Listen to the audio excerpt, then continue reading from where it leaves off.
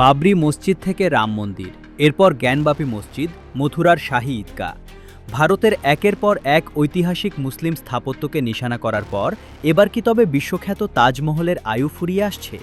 যে তাজমহলকে বলা হয় ভালোবাসার প্রতীক, ভারতের পর্যটনের মূল আকর্ষণ, সেই তাজমহলকে ভেঙে কি এবার হিন্দু মন্দির বানানো হবে?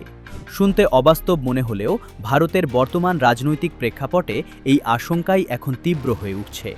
আর এই পুরো খেলার পেছনে রয়েছে ভারতের ক্ষমতাসীন হিন্দুত্ববাদী শক্তির এক সুদূর প্রসারী নকশা। সম্প্রতি ভারতের এলাহাবাদ হাইকোর্টের একটি পদক্ষেপ এই বিতর্ককে উস্কে দিয়েছে। ঘটনার সূত্রপাত উত্তরপ্রদেশের এলাহাবাদ হাইকোর্টে। আদালত থেকে ভারতের কেন্দ্রীয় সরকার এবং এএসআই এর কাছে জানতে চাওয়া হয়েছে, কেন তাজমহলের নিচে জরিপ চালিয়ে মন্দিরের অস্তিত্ব খোঁজা যাবে না। অথচ এর আগে আগ্রার স্থানীয় আদালত তাজমহলে কোনো ধরনের ভিডিওগ্রাফি বা জরিপ করার আবেদন সরাসরি খারিজ করে দিয়েছিলেন। কট্টর হিন্দুত্ববাদী আইনজীবীদের দাবি, মোগল সম্রাট শাহজাহানের তৈরি এই তাজমহল আসলে কোনো স্মৃতিসৌধ নয়, এটি নাকি 1156 খ্রিস্টাব্দে নির্মিত শিবের এক প্রাচীন মন্দির, যার নাম তেজ মহালয়া।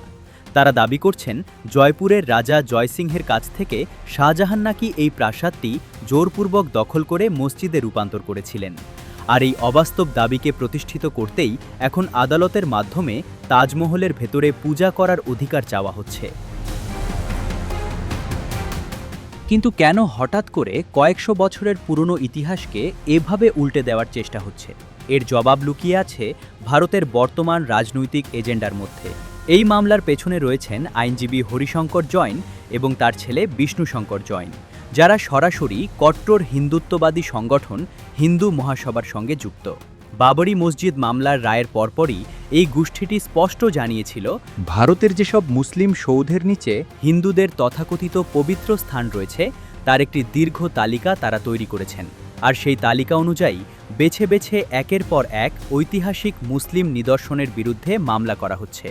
সাধারণ মানুষের মনে ইতিহাস বিকৃতির বীজ বুনে দিয়ে রাজনৈতিক ফায়দা তোলাই এই শক্তির মূল লক্ষ্য।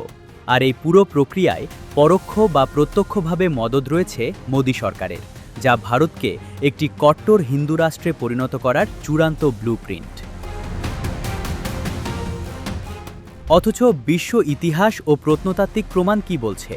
ইউনেস্কো ওয়ার্ল্ড হেরিটেজ সাইট হিসেবে স্বীকৃত তাজমহল সম্পর্কে খোদ ভারত সরকারের নিজস্ব পর্যটন ওয়েবসাইটেই স্পষ্ট লেখা আছে, এটি মোগল সম্রাট শাহজাহান তার প্রিয়তমা পত্নী মমতাজ মহলের স্মৃতিতে 1631 থেকে 1653 সালের মধ্যে নির্মাণ করেছিলেন।